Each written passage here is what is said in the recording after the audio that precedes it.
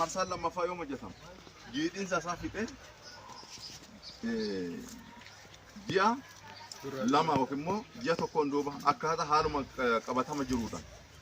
Haala qabatama nu qabnudha. Yeroo turtiin facaasaa isaarraa konsiidar goone qonni marsaan lammaffaan qotamu. Qonni marsaan lammaffaa yennaa qonnu qonni marsaa tokkoffaa lafa garagalchuudha. Qonni marsaan lammaffaa immoo lafa sani marga ta'u qorichiisa adda addaa yoo ta'e inni akka du'u deebisanii qonnaa jechuudha. Qonni marsaan lammaffaa jechuudha. Qonni marsaan sadaffaa yoo qotamu yoo qotamu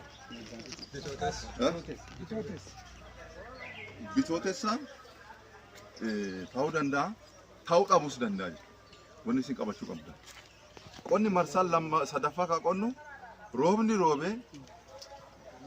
roobee jiidhinsi biyyee keessa jiru ga'aa yoo ta'e wanni akka margaa maal kun